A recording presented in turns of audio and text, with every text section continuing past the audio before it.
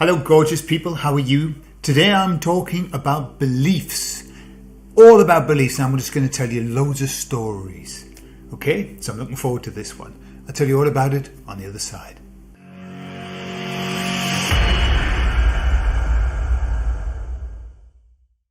So why am I talking about beliefs, and why am I going to tell you some stories?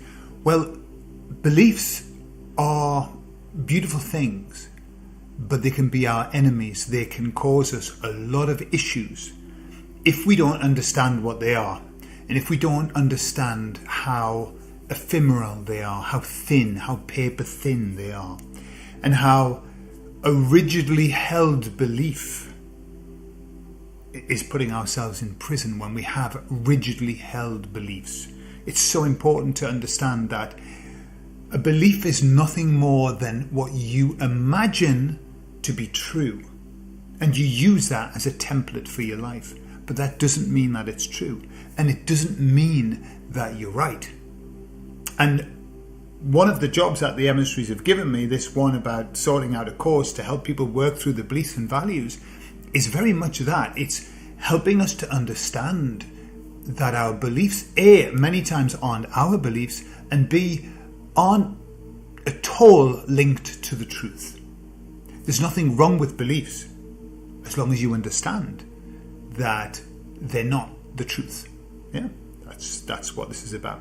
So let's start, and I'll tell you the story about the devil who's walking along with a friend. They're chatting, probably about horrible things, but the devil and the friend are chatting, and there's a man up ahead who bends over and picks something up, puts it in his pocket, and his friend says to the devil, "Did you see what did he pick up?" And the devil said, "He picked up a small piece of truth."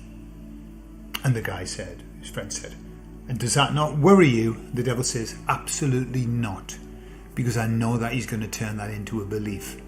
So why would that be a problem? What's wrong with beliefs? Well, let me tell you another story. So this guy dies, and everybody's at his funeral, and he's in the coffin, and then suddenly everybody hears knocking on the coffin door. So shocked, they open the coffin, and the guy, he's lying there, and he said, "I'm not dead, I'm alive. What are you doing? Why are you burying me?" And all of the people there looked at him and they said, "Look, the doctor says that you're dead. He's certified that you're dead. The priest has looked at you and he's certified that you're dead. So look, these are the experts. You must be dead." And so the guy said, "Okay," and he lies back down, and they closed the coffin and they buried him. Belief. We believe many times that what people tell us is true, that the experts know the truth. And obviously what we've learned over the last 3 years, and obviously a lot longer as well, is that the experts don't know shit. The experts, in fact, are often blinded by the fact that they're experts, and often we know that they're blinded by money.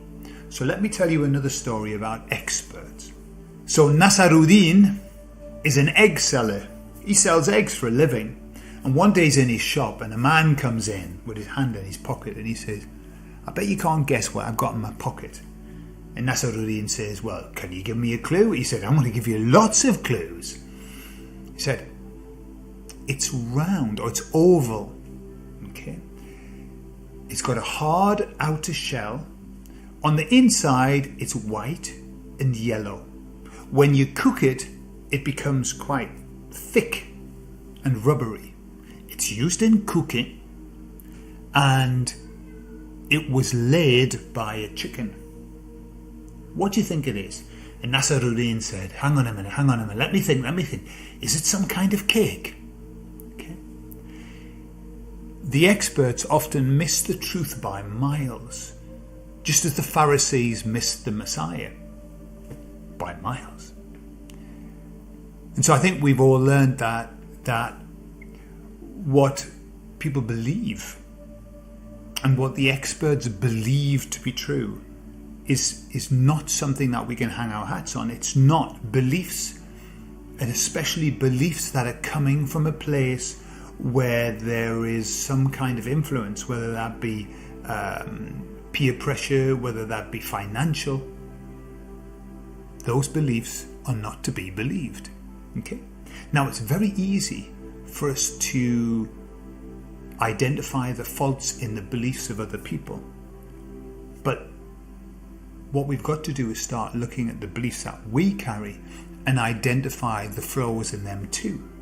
Many times the problem that we have is the direction in which we're looking.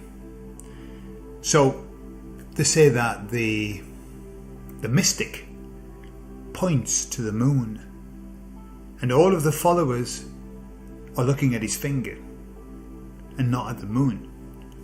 Just as the signpost points to the truth. But many people just get to the signpost and stop there thinking that they've arrived at the truth, when it's just a signpost. And the next story that I'm going to tell you, it's very easy to apply to others. We've seen it over the last 3 years. But again, ask yourself, in your life, where might this apply? So this mother has a son, and he's only young, but he keeps sneaking out at night, keeps sneaking out and getting up to mischief at night time. So the mum comes up with this great idea, and she says to him, do you know that there are ghosts outside? On a night time, the ghosts circulate around and they're always looking for people to be able to attack. And the mum told the story so congruently that the boy from that moment never went out again on a night time. The problem was that years later, when he was older, he still wouldn't go out on a night time, and it was causing problems in the family, because if he had to go for an errand, he just wouldn't go. He just wouldn't go. And so the mum had another idea, and what she did was she created an amulet, and she put it round his neck, and she said, as long as you're wearing this amulet, son, you'll be protected, and the ghosts won't get near you. And so the boy then started to go out. As long as he had his amulet, he was happy to go out. And so the question is, which amulets are we wearing? Where do we feel that we get our protection from? Because the bad mother gives an amulet for protection, and the good mother tells you that there's nothing to fear. The bad government gives you something for protection, and the good government tells you that there's nothing to be afraid of. So how many amulets are we wearing? How many amulets am I wearing? What do I think that I need that protects me? When in fact maybe there's nothing to fear in the first place. There's an expression that when reality clashes with a rigidly held belief, it's reality that is the loser. And I think we've seen that a lot lately, haven't we? That reality often has very little to do with what people perceive and believe. But I think as well, what I see is that on our side,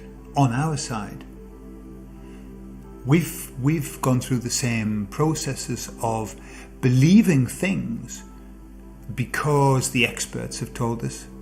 All right, there are experts on this side too, aren't they?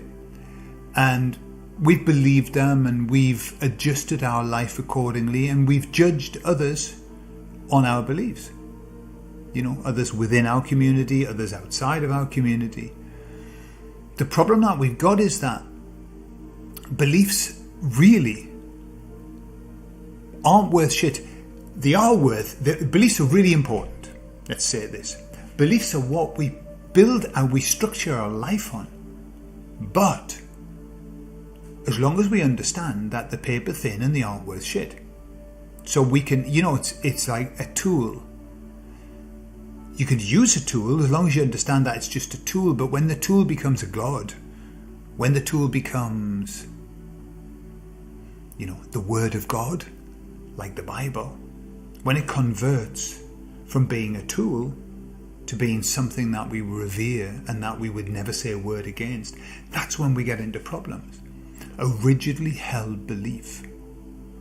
Think of how many people have died because of a rigidly held belief. A communal rigidly held belief. It really doesn't matter. How many people have suffered because of a rigidly held belief?